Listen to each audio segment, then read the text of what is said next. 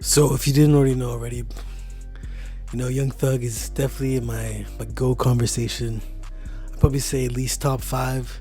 You know what I mean? And most of his sons, honestly, are some of my favorites too. Like Uzi, Yeet, two great examples. You know what I mean? Low key, we even say Sorfego. You could go all the way down to King Carson. You can go all the way down to Cardi. You know what I mean? But Young Thug is one of my favorites of all time. But honestly, I feel like the industry doesn't really feel the same way. Despite all of his love and his influence, man, I don't think it's necessarily the case. So, Young Thug born Jeffrey Williams, is pretty much a polarizing figure in the rap game and trap and just his unique styles. And I'm pretty much just gonna talk about how the industry just may not really feel Young Thug, if you know what I'm saying. We're just gonna explore parts of the music industry that kind of secretly dislikes Young Thug. So the first thing I kind of want to talk about is his unique style of rapping. You know what I mean? He's definitely influenced by Lil Wayne. He even tried to kind of go off the whole Carter series with the Barter series. You know what I mean? And a lot of times, sometimes you can't really understand what Young Thug is really saying. A really good example is Lifestyle with Rich Homie Quan and Birdman.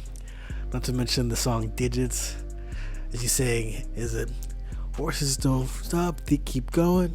Or is it hustlers don't stop, they keep going? You know what I mean? It's just like a lot of times it's so hard to understand Young Thug. And that's why I enjoy him. But not everybody really understood that. A lot of people were mad haters of Young Thug because you couldn't understand him.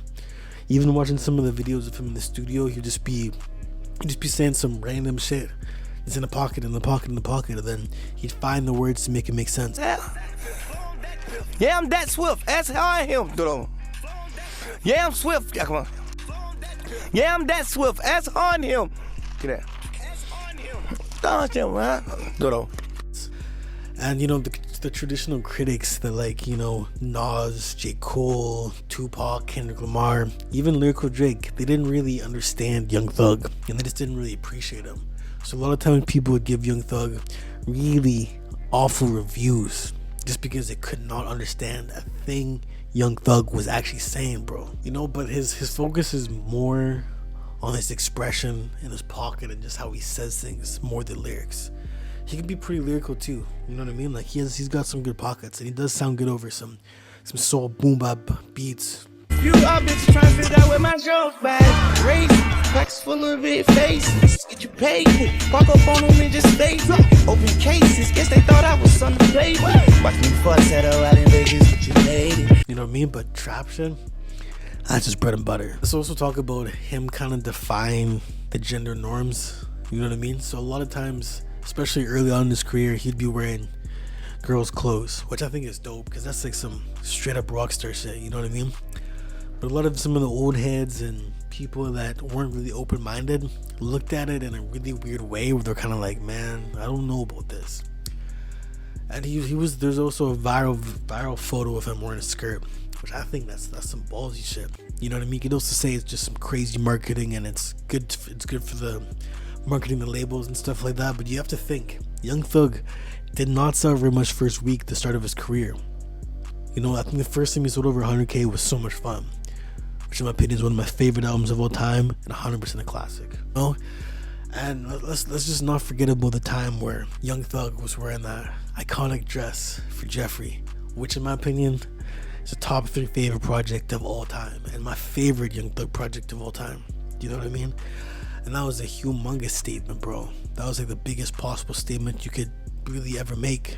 And not to mention, sometimes on Instagram posts and Twitter early on in his career, he would kind of comment under other rappers' posts and saying like hubby and bae and baby, kind of just trolling. But a lot of people were a little bit confused on what was going on with Young Thug, especially the old heads.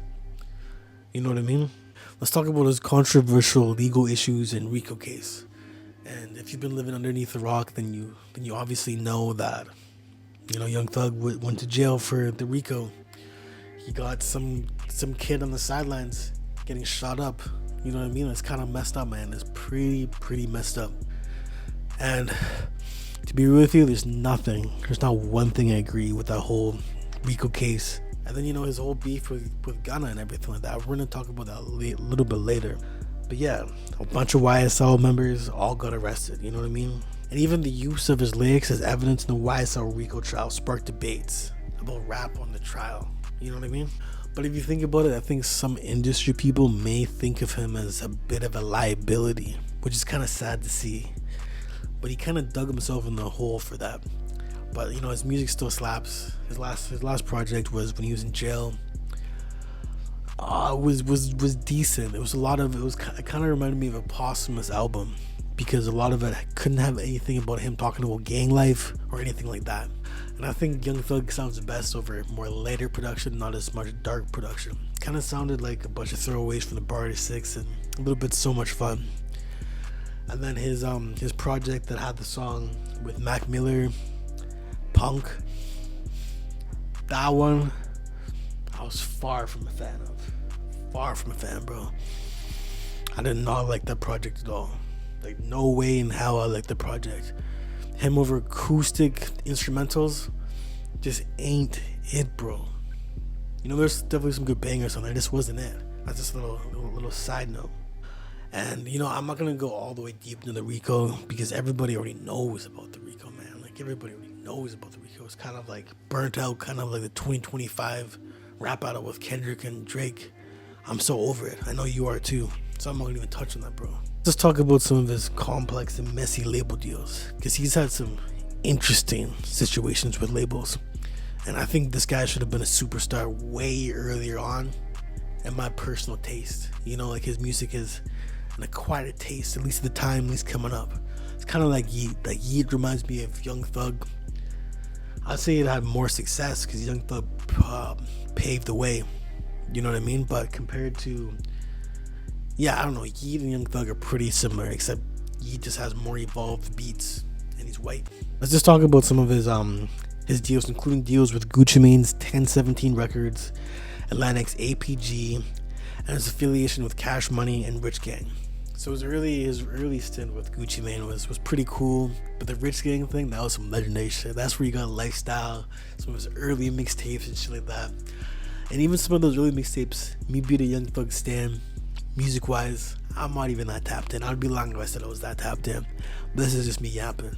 You know what I mean? I wasn't even fully tapped into that era. I remember there's this viral video from 300 Records. I think it was something, I forget his name. He had gray hair. I'll play the clip, you know what I mean? But it was just so, they're pretty much telling him, it's like, yo, if you want to be on the radio, you want to get more streams, more sales, you gotta structure the song better and have a hook. I couldn't agree more. I want 10 number one singles. 10? If you don't freestyle and you actually work on the singles and record great choruses and develop your songs, yes. You just record so many songs and leave them like little orphans out there. Okay? Yeah. You have to come back to them. No, I don't. And yes, you do. Hell no. You got the critics come back to them. It's pretty much telling Young Thug, you gotta kind of go in the song a little bit more structured and not just so all over the place, even though his unorthodox flow was what made him so special. You know what I mean? But that clip definitely just touched my heart. You know what I mean? You don't want to owe Birdman money, man. He's from Prince George, Canada. I'm from Canada and shit like that. Birdman's a scary dude, you know what I mean? He was beefing with Lil Wayne, man, at the same time as Young Thug, when Young Thug shot up Lil Wayne's tour bus. You don't want to be against Birdman, man. Birdman bought him out, but everything turned out pretty good between Birdman and Young Thug, at least it seems. Let's talk about some of his betrayal, or at least perceived betrayal, in YSL feuds. Young Thug had a huge fallout, and yeah, I'm talking about the Gunna situation. I'm not going to go too much in depth, but Gunna technically snitched, whatever. Young Thug and Gunna just had amazing chemistry, so good chemistry. And shook it off to Little Baby and Gunna beefing and shit like that, which is just hella disappointing for me, because I love all their collabs, whatever. But Young Thug just has a problem with Gunna. And he'd be doing the most on social media, specifically Twitter, saying, oh man, I'm tired of all these snitches. When in reality, most people don't even care if you're a snitch. We just want to have good music. But Young Thug will still not stop doing that. And his most recent single with Future, wasn't so mid, man. We want to hear the melodic Young Thug. We don't want to hear him doing the easy triplet flow in the pocket. We want to hear him really let out his vocals. Sound like a dolphin again. You know what I mean? You already know what I mean by sound like a dolphin. Love, love, love, love, love, love, love, love, love, love, love, Jeffrey. You know that. You know what I mean. But it's just been way too many cryptic disses, bro, all over social media, and it's just getting out of hand. Just drop good music, and now his whole perception now is he's just obsessed with rats, and he can't make music to save his life. He gained a bunch of weight. What happened to Young Thug, man? This is why the industry doesn't like you, man. You're trying to divide everybody. You know what I mean? But don't get me wrong. When he's in his pocket, he's the greatest trap artist of all time. He really is, man. Pretty much say that's pretty much why the industry secretly hates him, and especially just the big divide, bro. I don't know. Just kind of let me know what you guys think. You know what I mean, man? Is Young Thug cooked, or does he still have another chance to redeem himself at this point, man? Gotta let me know.